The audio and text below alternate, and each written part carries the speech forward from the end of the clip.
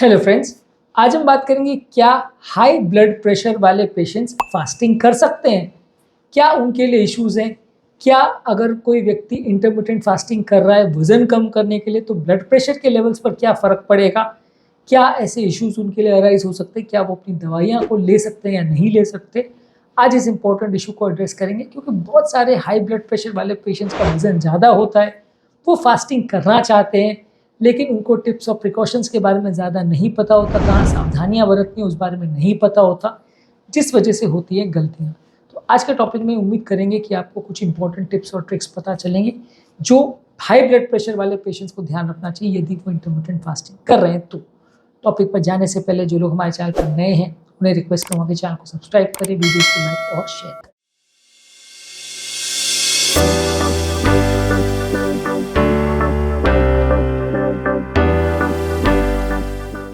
Obviously हर बीमारी की तरह जैसा कि हम कहते हैं कि किसी को अगर कोई चीज़ प्लान करनी है, कोई भी नया डाइट या नया रेजिमेंट प्लान करना है तो अपने डॉक्टर या हेल्थ केयर प्रोवाइडर से एक बार डिस्कस करें। हर पेशेंट की रिक्वायरमेंट अलग होती है, हर पेशेंट का बॉडी पैटर्न अलग होता है, उनका ब्लड प्रेशर लेवल्स अलग होता है, जो दवाइयाँ चल रही हैं वो अलग होती है, दवाइयों के इफेक्ट्स और साइड इफेक्ट्स अलग होते हैं।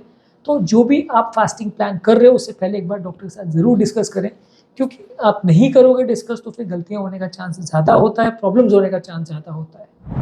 इसके अलावा आपके हिसाब से एक सूटेबल फास्टिंग रेजिमेंट आप सिलेक्ट कर सकते हैं जो आपकी नीड्स को सूट करे, क्योंकि कई बार जब आप फास्टिंग कर रहे हैं तो उस समय ब्लड प्रेशर बहुत फ्लक्चुएट करता है, बहुत हाई भी हो सकता है, बहुत लो भी हो सकता है।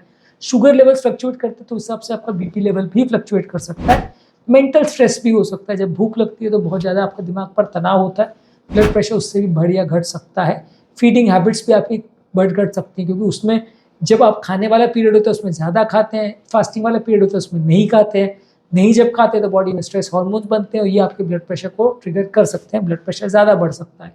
तो आपको ये समझने की ज़रूरत है कि यदि आप फास्टिंग कर रहे हो तो एक सूटेबल फास्टिंग का तरीका चुनिए, एक सूटेबल आपका मेडिसिन का टाइमिंग को और पैटर्न को समझिए आपके डॉक्टर के से डिस्कस करके, क्योंकि हर तरह के पेशेंट को हर चीज़ें सूट करें ऐसा ज़रूरी नहीं है। सबसे बेस्ट जो आप 12 घंटे वाला फास्टिंग, जो रात को 8 बजे से सुबह 8 बजे वाला इंटरमिटेंट फास्टिंग है, वो शेड्यूल सबसे इजीली प्लान कर सकते हैं, क्योंकि उसमें ज़्यादातर आप रात को सो ही जाते हो, उसमें मेडिसिन की टाइमिंग भी चेंज करने का उतना ज़रूरत नहीं है। हाँ, अगर किसी व्यक्ति को शुगर बहुत कम होता है या ब्लड प्रेशर में बहुत वेरिएशंस आते हैं तो फिर आपको ज़्यादा ध्यान रखने की ज़रूरत है। रेगुलरली आपको आपके ब्लड प्रेशर चेक करने की ज़रूरत है, क्योंकि कई लोगों में फ्लक्चुएशन बहुत ज़्यादा देखने को मिलते हैं, वैल्यूज़ बहुत बार बार चेंज करती हैं। तो यदि आपकी शुगर वैल्यूज़, आपकी ब्लड प्रेशर की वैल्यूज़ और आपकी हार्ट की पैरामीटर्स बार बार चेंज हो रहे हैं, बार बार गति कम ज़्यादा हो रही है या ब्लड प्रेशर कम ज़्यादा हो रहा है, तो ज़्यादा सावधानी रखनी पड़ेगी, आपके डॉक्टर से डिस्कस करना पड़ेगा, दवाइयों के पैटर्न्स चेंज करने पड़ेंगे, दवाइयों के टाइमिंग्स चेंज करने पड़ेंगे, अलग अलग तरह की दवाइयों को यूज़ करना पड़ेगा जो आपकी नीड्स को सूट करे। तो यदि आपके ब्लड प्रेशर में बहुत वेरिएशंस आ रहा है तो आप डॉक्टर के साथ डिस्कस कर सकते हैं। खासकर अगर किसी को बहुत ज़्यादा फ्लक्चुएटिंग ब्लड प्रेशर है, बहुत ज़्यादा चेंज होने वाला ब्लड प्रेशर है, तो आप अपने डॉक्टर के साथ डिस्कस करें और ज़रूरत पड़े तो दवाइयों को चेंज करें। मॉनिटर करने में अगर दिक्कत आ रही है तो ambulatory blood pressure monitoring use कर सकते हैं। इसमें 24 घंटे का कंटिन्यूस ब्लड प्रेशर मॉनिटरिंग आपको मिलता रहेगा। तो 24 घंटे में बीपी में कितने फ्लक्चुएशन आ रहे हैं और खासकर फास्टिंग के दौरान कितने फ्लक्चुएशन आ रहे हैं, दवाइयों को लेने के बाद कितने वेरिएशंस आ रहे हैं, ये आप चीज़ें अपने डॉक्टर के साथ डिस्कस कर सकेंगे। तो यदि आपका अगर ब्लड प्रेशर आपको समझ में नहीं आ रहा है कि अगर फास्टिंग से चेंज होगा या नहीं होगा, तो एम्बुलेटरी ब्लड प्रेशर मॉनिटरिंग करके हर 6 महीने या 1 साल में एक बार देख सकते हैं। अब एम्बुलेटरी हर महीने क्यों नहीं कर सकते, हर 1 दिन में क्यों नहीं कर सकते, ये ऑब्वियसली प्रैक्टिकल नहीं है, क्योंकि एम्बुलेटरी काफ़ी कॉस्टली मशीन आता है, 2-3 लाख की मशीन आती है और इसको डेली बेसिस पे करना काफ़ी कॉस्टली भी होता है। तो इसलिए आप इसको डेली नहीं कर सकते, पर हाँ बीच बीच में 6 महीने में एक बार मे बी आप इसको कर सकते हैं। इसके अलावा आपको ज़रूरी है कि हाइड्रेशन प्रॉपर मेंटेन करें, पानी ज़्यादा मात्रा में पिए। पानी का वेरिएशन बहुत ज़्यादा होने से ब्लड प्रेशर लेवल्स भी बहुत ज़्यादा फ्लक्चुएट करता है, बहुत हाई या बहुत लो ब्लड प्रेशर हो सकता है। तो खाने से बहुत ज़्यादा ज़रूरी है आपका पानी का लेवल मेंटेन करना, क्योंकि मान लीजिए आप फास्टिंग कर रहे हो लेकिन उसमें पानी का उतना रिस्ट्रिक्शन नहीं होता, पानी तो ज़्यादा पीना होता है। तो आप ब्लड प्रेशर का अगर आपको प्रॉब्लम है तो और ज़्यादा ध्यान रखिए इस पर, और ज़्यादा पानी पीजिए। किसी भी तरह से बॉडी को डिहाइड्रेट होने नहीं देना है, नहीं तो बीपी बहुत वेरी करेगा और सडन बहुत लो बहुत हाई बीपी जा सकता है, जिससे जान का खतरा हो सकता है। इसके अलावा बहुत ज़्यादा चाय या बहुत ज़्यादा नमक भी मत लीजिए। बहुत ज़्यादा अगर आप चाय लेते हैं तो उससे भी बॉडी में स्ट्रेस हार्मोन्स बनते हैं और ये कैफीन आपके ब्लड प्रेशर को बढ़ाता है। कैफीन थोड़ा पेशाब भी बढ़ाता है, तो इसलिए आपका बॉडी डिहाइड्रेट भी हो सकती है। तो बहुत ज़्यादा चाय कॉफ़ी आप लेते हैं, खासकर स्ट्रॉन्ग चाय या कॉफ़ी लेते हैं, तो वो उतना हेल्दी नहीं है ब्लड प्रेशर पेशेंट्स के लिए, वैसे भी हेल्दी नहीं, फास्टिंग के दौरान और दिक्कत कर सकता है। बहुत ज़्यादा नमक वाली चीज़ें भी नहीं लीजिए, क्योंकि इस दौरान ब्लड प्रेशर शूट अप होने के चांसेस काफ़ी हैं, खासकर तब जब बॉडी को बहुत ज़्यादा भूख लगती है और स्ट्रेस हार्मोन्स निकलते हैं। तो उस समय अगर आपने बहुत ज़्यादा नमक वाला खाना या पानी या ऐसा कुछ पिया, तो ब्लड प्रेशर आपका ज़्यादा बढ़ सकता है। मॉनिटर करके देख सकते हैं, अगर ब्लड प्रेशर लो हो रहा है तो उस समय नमक पानी ज़्यादा लीजिए, हाई हो रहा है तो कम लीजिए, मॉनिटर कर लेंगे तो ज़्यादा हेल्दी रहेगा, ज़्यादा सेफ रहेगा।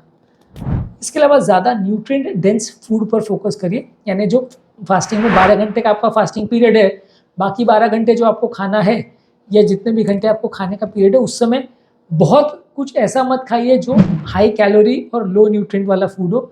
ज़्यादा चीज़ें ऐसी खाइए जो हाई न्यूट्रिएंट लो कैलोरी हो, यानी साग सब्जी है, फल है, फाइबर वाली चीज़ें, ये इनको ज़्यादा खाइए।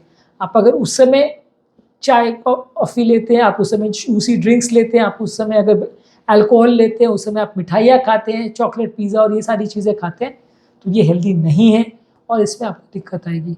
तो आपको कोशिश ये करनी कि बहुत न्यूट्रिएंट डेंस फूड लीजिए, ताकि लंबे समय तक आपका पेट भरा रहे और बार बार भूख ना लगे, बहुत बार बार वेरिएशंस ना आए। इसके अलावा आपके बीपी की जो मेडिसिन चल रही है उसमें अगर वेरिएशन ज़्यादा दिख रहा है और बीपी ज़्यादा फ्लक्चुएट कर रहा है, तो उसके लिए थोड़ा ध्यान रखिए, मेडिसिन को चेंज कराइए। मेंटल स्ट्रेस बहुत ज़्यादा होने मत दीजिए। मेंटल स्ट्रेस या दिमाग पर तनाव अगर बहुत ज़्यादा होगा तो बीपी फ्लक्चुएशन बहुत ज़्यादा होगा, खासकर उस टाइम पे जब भूख ज़्यादा लग रही है। तो कोशिश करिए दिमाग पर बहुत ज़्यादा तनाव या स्ट्रेस नहीं हो। योगा, प्राणायाम, डीप ब्रीदिंग एक्सरसाइज को कर सकते हैं, इससे आपको ज़्यादा मेंटल स्ट्रेस को कंट्रोल करने में मदद मिलेगी। इसके अलावा शॉर्टर फास्टिंग विंडोज़ कर सकते हैं, जैसे 12 घंटे का फास्टिंग ज़्यादातर लोग मैनेज कर पाते हैं, आप 8 घंटे 10 घंटे का भी कर सकते हो। तो शॉर्टर फास्टिंग विंडोज़ कर सकते हो, धीरे धीरे करके उसको बढ़ाइए तो ज़्यादा अच्छा है। पहले शुरुआत में 8 घंटे का करिए, फिर 10 घंटे का, फिर 12 घंटे का, इस तरह से करिए। 16 और 18 घंटे का स्ट्रेट अवे मत करिए, नहीं तो उतना बॉडी आपकी नहीं झेल पाएगी, ब्लड प्रेशर बहुत फ्लक्चुएट करेगा, जान का खतरा भी हो सकता है। तो छोटे छोटे रेजिमेंट्स में उसको धीरे धीरे करके बढ़ाइए, और जैसे जैसे बॉडी हैबिचुएट हो उस हिसाब से अपने टाइमिंग्स को आप बढ़ा सकते हैं फास्टिंग के। इसके अलावा नेक्स्ट आपको समझने की ज़रूरत है कि कब आपको फास्टिंग रोकना है। मान लीजिए अगर आपकी बॉडी टॉलरेट नहीं कर रही है, कंडीशन बिगड़ रही है, साइड इफेक्ट्स हो रहे हैं, ब्लड प्रेशर बहुत वेरिएशन हो रहा है, तो वैसे टाइम पे आपको फास्टिंग को रोकना है और खाना है या अपने बॉडी को कंट्रोल में लाना है।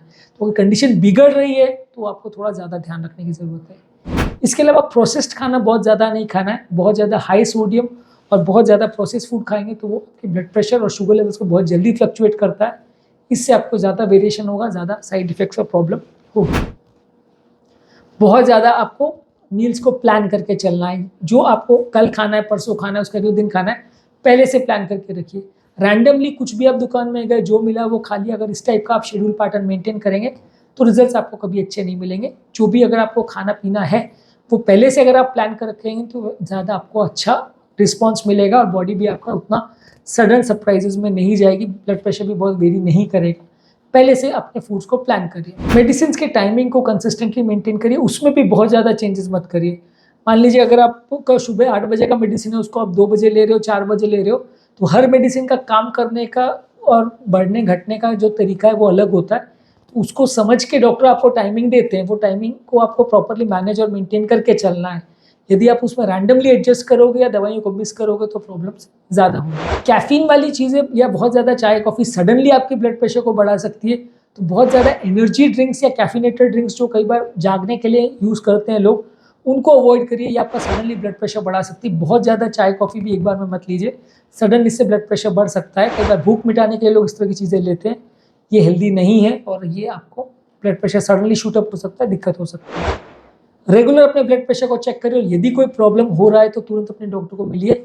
अगर दवाइयों में वेरिएशन आ रहा है, ब्लड प्रेशर वेरिएशन बहुत ज़्यादा बढ़ रहा है, मैनेज नहीं हो पा रहा है, साइड इफेक्ट ज़्यादा हो रहे हैं, तो आपके डॉक्टर से मिलिए और जो ज़रूरत पड़े उस हिसाब से डोजेस को एडजस्ट करिए। जो भी बॉडी के सॉफ्ट सिग्नल्स है, जैसे सर दर्द है, छाती में दर्द है या सिग्निफिकेंट ब्लड प्रेशर चेंजेस है, उसको प्रॉपरली समझिए और अपने डॉक्टर के साथ डिस्कस करिए। और अगर सिम्टम्स आपको हो रहे हैं तो फिर फास्टिंग को अगर बंद करने की आवश्यकता है तो वो करिए।